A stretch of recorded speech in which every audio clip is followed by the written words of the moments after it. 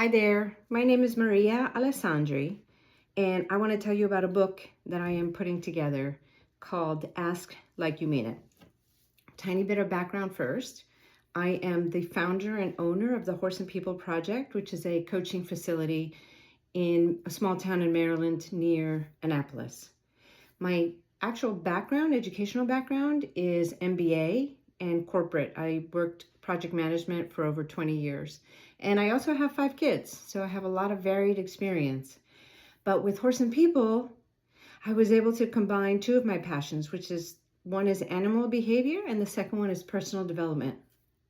So working with the horses has taught me so much about myself and also being able to guide clients to learning about themselves, because none of the activities we do are really about the horse, they're about the person, and it's about intention and energy and how you show up. So I've been collecting all these stories in the past few years, and I'm happy to put them all together, and that's the working title of the book, Ask Like You Mean It. And that came about because I just have to keep repeating that to people. Ask like you mean it. Don't be wishy-washy, like horses need clear intention.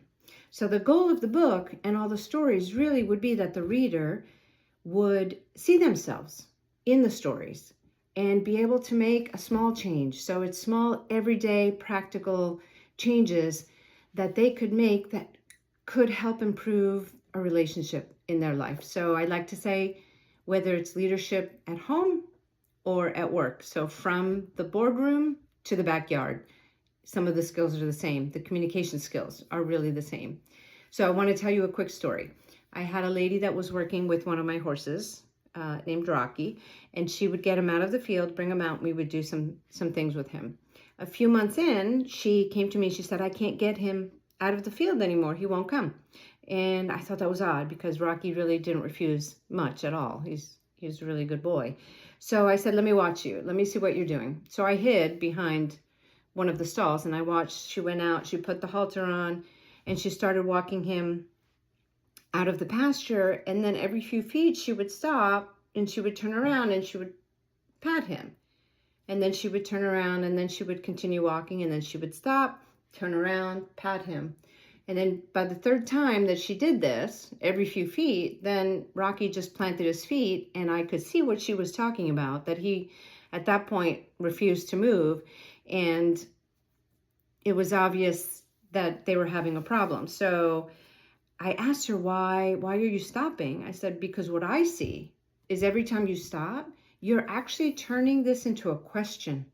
So you went from being the leader and leading him out to turning around and almost asking, do you want to come? Do you want to come? Are you okay? Do you want to come? And I said, in this situation, there really doesn't need to be any question. Just put the halter on and you walk him out. So we did it again. And so she went without stopping, keep the momentum going, no slack in the rope, walk him out of the field. And it worked great. And so she was so happy. And I said, but the real lesson here is not that you did this with Rocky. It's where else in your life does this show up? Because this isn't about Rocky. So where else in your life are you not confident? Where do you not lead with authority? Is it at work, at home, with your spouse, your partner, with your kids, with friends?